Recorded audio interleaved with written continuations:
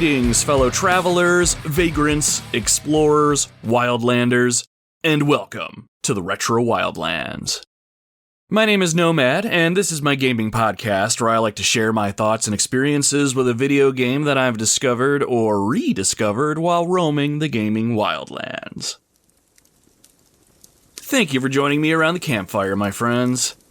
While video games have been a huge part of my life these past 41 years, and I've played a decent amount across multiple different consoles, I've always found myself gravitating towards PlayStation. As veteran Wildlanders probably know, it was the original PlayStation that catapulted me headfirst into this amazing hobby. Because of that, while I had great experiences with Nintendo growing up, I largely left that world behind. As I've gotten older, though, I'm committed to fixing that, and the Nintendo Switch has been such a great way for me to experience some older and more modern Nintendo experiences. One series I've been eager to get into was Luigi's Mansion. I've always had a soft spot for Luigi as a character. Don't get me wrong, though, Mario is gaming royalty. He's the man who's saved the Mushroom Kingdom more times than most people remember to change their underwear, after all. But Luigi has always been more relatable to me. Mario walks into danger like he's late for work. Luigi walks into danger looking like he already knows this was a terrible idea, and I feel that. Now, this game actually won a community vote I posted on our social media pages a while back. I was getting ready for my annual work trip and wanted something fun to bring along on the Switch, so I asked everybody what I should finally sit down and play. Luigi's Mansion 3 ultimately won the vote, which made me both excited and slightly nervous at the same time. Reason being, a lot of people hyped this game up a ton before, during, and after the poll. That caused me to worry a little bit, because what if I'm the one guy who plays this game through and just doesn't get it, or who just doesn't enjoy it? Thankfully, that didn't happen here. I had a great time with this game. It felt incredibly charming from the start, and that charm carries almost the entire experience. Nintendo and developer Next Level Games made Luigi feel more expressive and lovable than ever before. His animations are incredible throughout the experience. Every nervous glance, shaky step, terrified scream, and awkward celebration adds so much personality. So, with all of that said, scooch a little closer to the fire, my friends. Tonight, ghosts are on the prowl, and the glow of the campfire should keep them at bay, as I recount my harrowing experience where the only way I survived was sucking up everything that wasn't nailed down.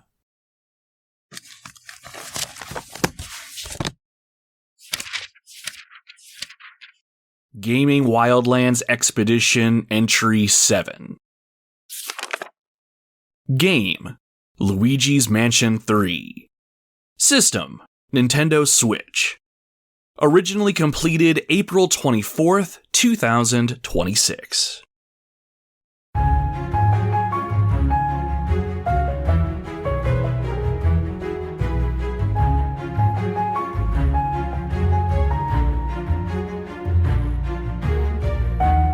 I would venture to say that most of us have been on our fair share of adventures. Some of our own making, and others we find ourselves thrust into. And then there's the sort that start with an invitation.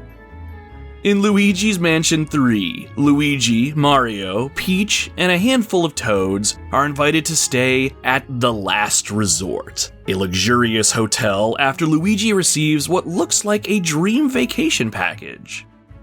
After all of their adventures, the gang is pretty excited to settle in somewhere and enjoy the finer things in life for a little while. I mean, who wouldn't be excited? The Last Resort is located near a vast mountain range and practically touches the sky, promising to captivate and soothe every guest who stays within. The owner of the hotel, Helen Gravely, eagerly awaits the arrival of the gang, outfitting the lobby with colorful banners, streamers, and even full-on portraits of our heroes. Excitement is at an all-time high as everyone, including Luigi's ghostly companion Polterpup, arrive at the hotel with wonder in their eyes and excitement in their steps.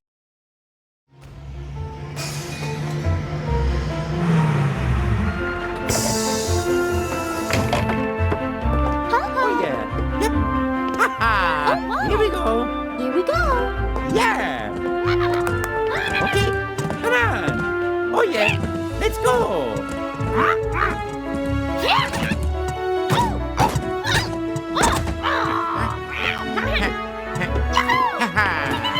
Yeah. Oh, yeah, oh, yeah. Come on. Oh, wow, sorry.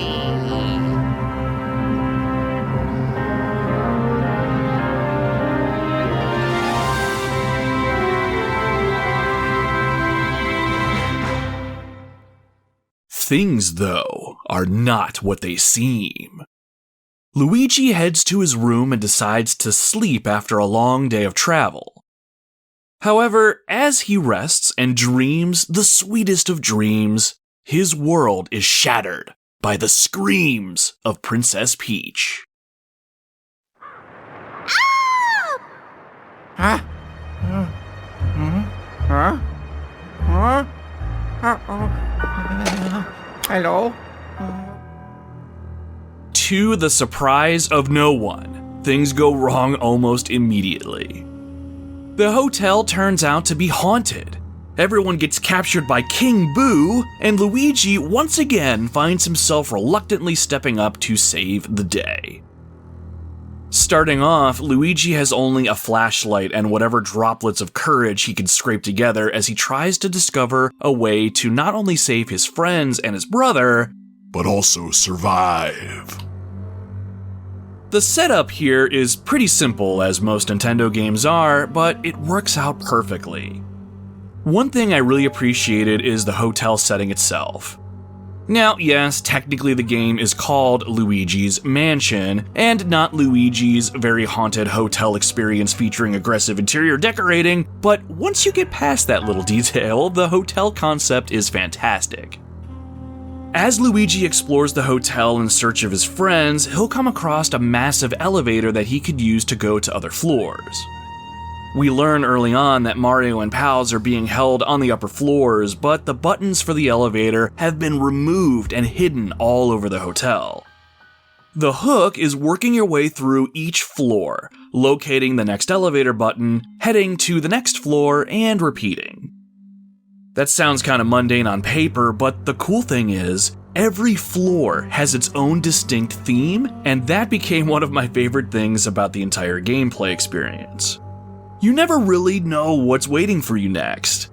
One minute you're exploring elegant hotel hallways, and the next you're inside a full movie studio set. Then, after that, you're suddenly climbing through a medieval castle. And then at some point after that, there's a pirate ship. Yes, a full-on pirate ship in a hotel. It's crazy. And somehow the game just makes it all work. Every floor feels like its own mini-adventure, complete with unique gimmicks, obstacles, and visual styles. That constant variety kept the game fresh for me almost the entire way through. I actually found myself genuinely excited to reach each new floor just to see what insane idea the developers came up with next. The movie studio floor was definitely one of my favorites because it played around with filming mechanics and set pieces in really creative ways. The medieval castle floor was another standout because it leaned hard into the fantasy aesthetic, and the pirate ship area just had this fun, adventurous energy that felt completely different from everything before it. While Luigi's Mansion 3 is supposed to be a lightly spooky experience, it was all about the exploration for me. That sense of discovery is a huge part of why the game works so well. At the same time, though, the game's pacing occasionally did stumble a bit for me. There's a reoccurring mechanic where you defeat a boss, finally earn the elevator button needed to progress, And then, surprise, a ghost steals it and runs off. Now, the first time it happened, I thought, no, okay, cute little surprise. But by the fourth, or I even think the fifth time this happened, I was starting to feel like Luigi needed to invest in pants with like deeper pockets or something. It became one of the very few parts of the game that genuinely felt like filler to me. I didn't even necessarily mind the backtracking itself because I'm sure veteran listeners know that I really enjoy my survival horror games, and those games are basically built on making you revisit areas. But here, it sometimes felt like the game was artificially slowing progress. Thankfully, the charm and creativity of the world usually made up for those slower moments. And one of those charming moments is when Luigi finally finds the one thing he needs to be able to fight back.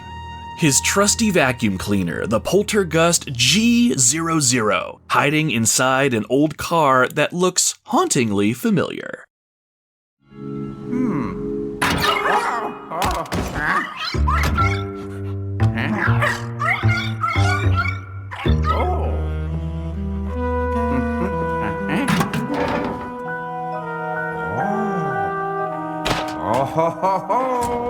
Oh yeah.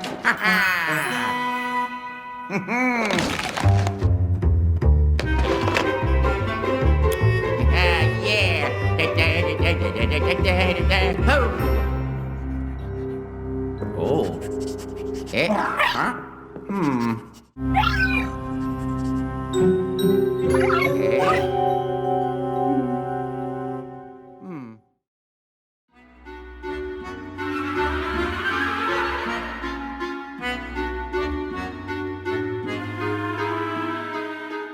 When it comes to the visual presentation Luigi's Mansion 3 has on offer, I think this game is one of the best looking games on the Nintendo Switch, at least of the games that I've played so far.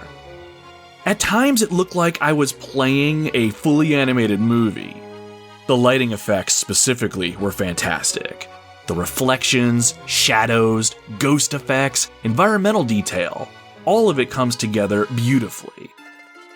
The hotel itself feels alive in a weird, haunted sort of way. I was pleasantly surprised by how smooth the experience was, too. The Nintendo Switch, as I'm sure most of us know, is not out there competing with high-end gaming PCs from a technical standpoint, but this game squeezes a ton out of the hardware. And again, Luigi himself deserves special praise. The animation work here is absurdly good. Even little details sell his personality.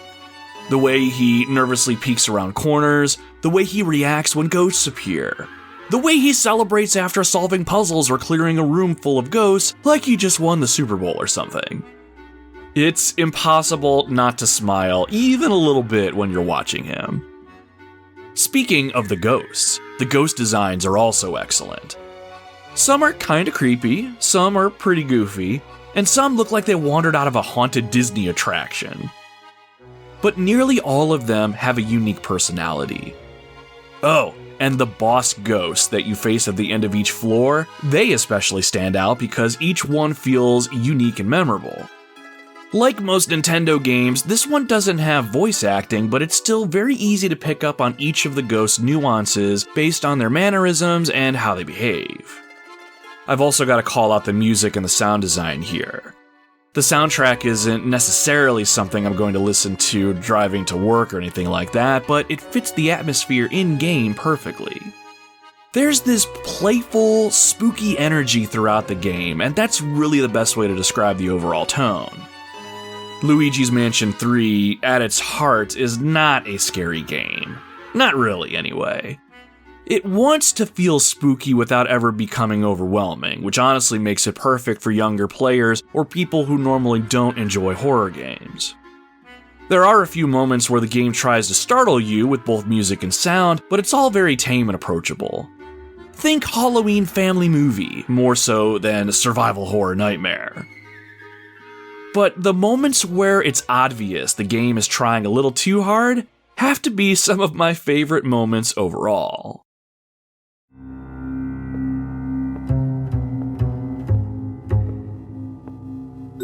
Radio? Oh? Oh.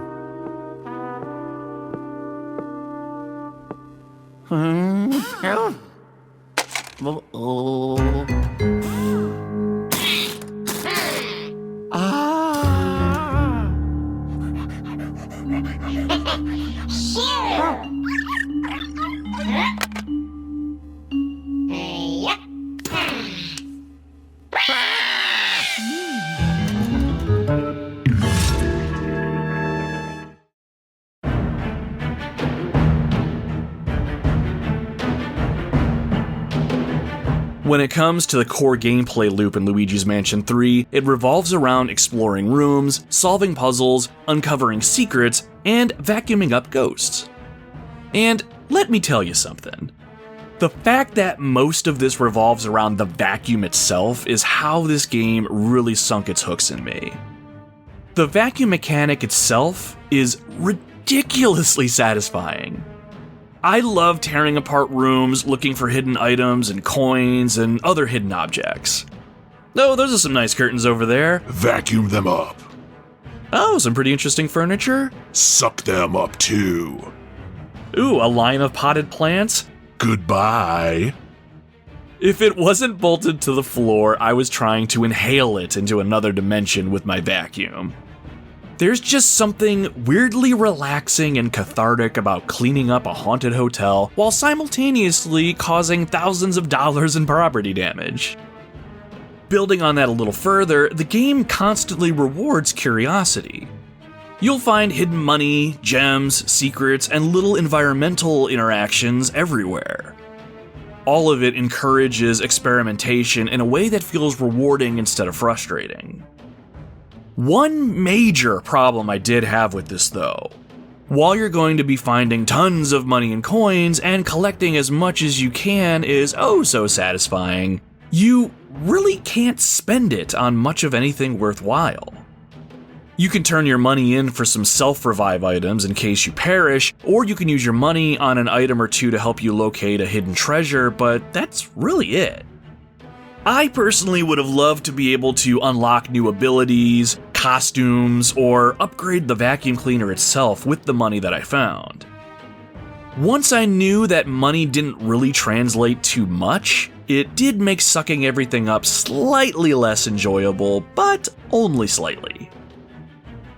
One of the other enjoyable aspects about this game is how puzzles are designed. The puzzle offerings are one of the game's biggest strengths. For most of the game, I really enjoyed how the developers gave you the tools and trusted you to figure things out. 9 times out of 10, you had to use your vacuum in a unique way or utilize one of the abilities you'll gradually come across creatively.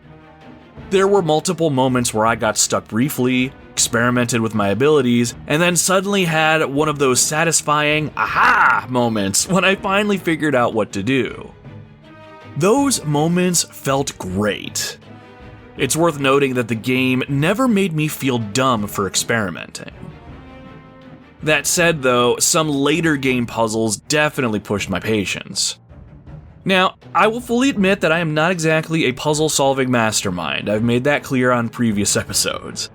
I still remember being stuck on a puzzle in the original Silent Hill for 2 days straight because I didn't have access to the internet. If there were a competitive league for accidentally overthinking simple solutions, I'd probably rank up there pretty high. But in Luigi's Mansion 3, there were a few sections where the logic stopped feeling intuitive to me. I tried very hard not to use guides during this playthrough, I really did, but eventually I cracked and looked up solutions at least twice that I can remember. Could I have figured them out eventually? Probably. Did I want to spend 20 or so minutes wandering around a haunted hotel yelling, "What do you want from me?" Not particularly. While most of the puzzles were very intuitive and I took to them pretty easy, there were those moments that occasionally hurt the pacing because they interrupted the otherwise smooth sense of progression.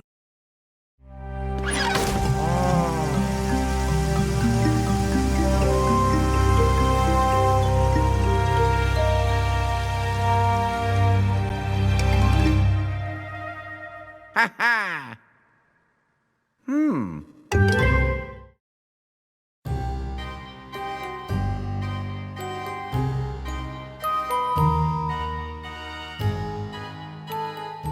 On that note, combat follows a similar pattern. While you're going to be spending a large amount of your time exploring the hotel, some of that time will be spent battling a variety of ghosts who mean to take you with them to the spirit world. At first, fighting ghosts feels fantastic. You stun them with your flashlight, nab them with your vacuum, and even slam them around the room if they're giving you too much trouble. It's extremely satisfying, especially if you slam a ghost into his pals for extra damage. The ghosts themselves also have enough variety early on that encounters stay engaging for quite a while you work out how best to take them on. But eventually, combat does become somewhat repetitive. By the later portions of the game, I started noticing the routine more. Flash, vacuum, slam, repeat. Thankfully, the boss fights help keep things exciting. The bosses were probably one of my favorite parts of the entire game. Every major boss encounter feels unique because they're built around puzzle solving just as much as combat.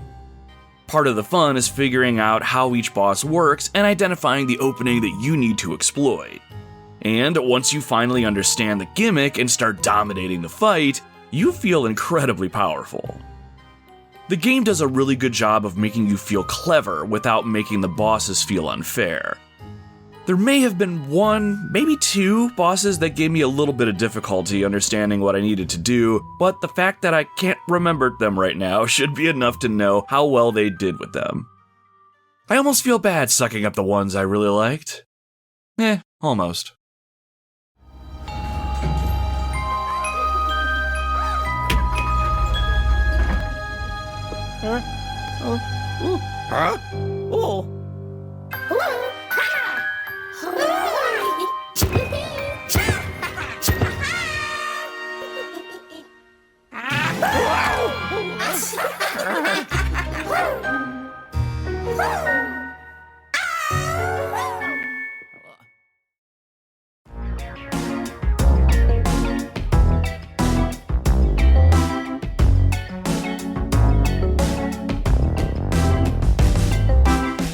Now, this wouldn't be a complete conversation on Luigi's Mansion 3 if I didn't bring up the game's most unlikely hero, Luigi.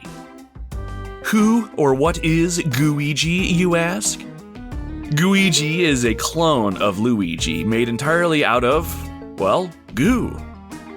Being made of green goo, Luigi has a number of abilities, such as being able to move through tight areas like bars and drains, just like the T-1000 from Terminator 2. And he has the ability to use his own version of the Poltergust G00. While you don't get access to him until you're about an hour or so into the game, Luigi's presence allows you and a friend to play the game together. You don't have to play with a friend though, as you can swap between Luigi and Luigi as needed. I played the game entirely solo, so I never experienced the co-op side where another player controls Luigi directly. But even in single player, I thought Luigi added a lot to the game. Switching between Luigi and Luigi created some clever puzzle scenarios and added some extra variety. That said, I can absolutely see this being even more entertaining with a friend, especially if that friend enjoys accidentally getting melted by water hazards every 10 minutes or so, which is always funny in its own right. The overall gameplay on offer was pretty engaging and diverse, and Luigi's inclusion just added to it in a positive way. If I ever got to a point where I was stuck and I had tried all of my vacuum abilities out to no avail, I started to think about how I might be able to solve my issue if I was a life-size version of myself made entirely of goo.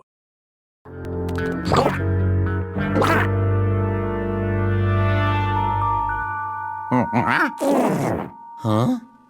Haha, I did it!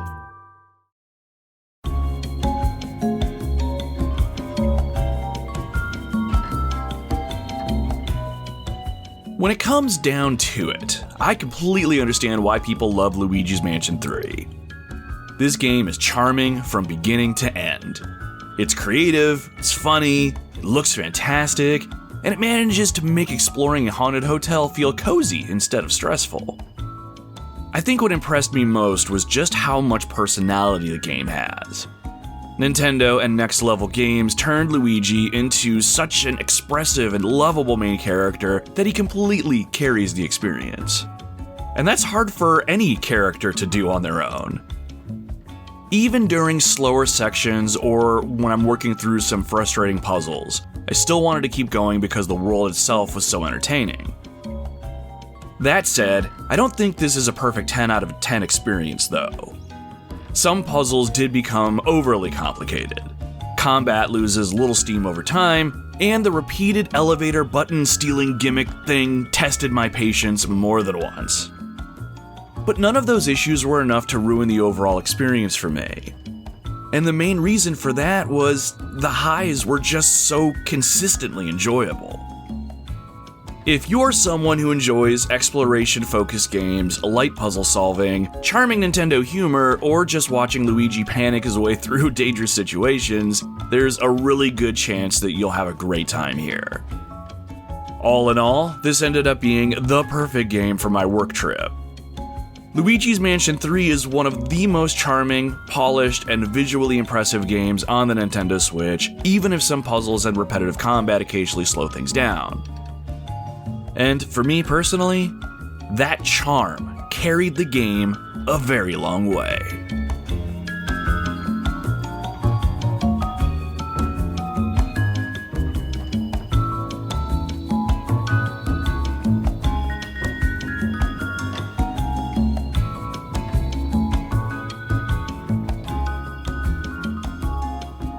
And with that, we close the book on our 7th entry into the Expedition Log, my friends.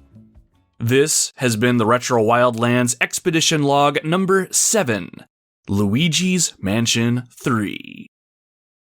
Thank you very much for tuning into the show today. Before we put out the campfire and head our separate ways, don't forget to give the Retro Wildlands a follow on social media and make sure you subscribe to the show as well. Our website, theretrowildlands.com, is also the place you want to be for the latest content as well as our growing catalog of podcast episodes and blog entries. You can sign up for a free account on our website, which will give you the ability to leave comments on pretty much everything, and it's a great way to interact with me, the show, and the community. The Retro Wildlands is also part of the SuperPod Network, home of some other awesome video game podcasts and other gaming content, and you can check all of that out and more by heading over to superpodnetwork.com. Thank you all again for hanging out with me today. Coming up in our 8th Expedition Log entry, I am very excited to talk to you all about Pragmata, Capcom's newest third-person sci-fi action shooter that also doubles as a dad simulator in space. Those that have listened to the last few episodes of the show or follow me on social media know that I fell in love with this game almost immediately, and I am very eager to tell you all about this one. There's a lot of games that have made an impression on me over the years, and Pragmata was one of those games. While the game's plot isn't super vast and the combat can potentially wear out its welcome over time, I continue to be enamored with just how much fun I had. That said, I hope you can hang out with me again by the campfire, my friends, here in the near future when I finally talk about this game, and I do so spoiler-free. This is a game with some unique gameplay ideas that's propped up on a solid, albeit somewhat simple story. But a story doesn't need to be deep, complicated, or convoluted to be something special. And Pragmata's story is one that brought joy to my heart, and ultimately reminded me why being a stepdad is the best thing in the whole wide world. Until then, my friends, my name is Nomad, and you can find me roaming the Retro Wildlands.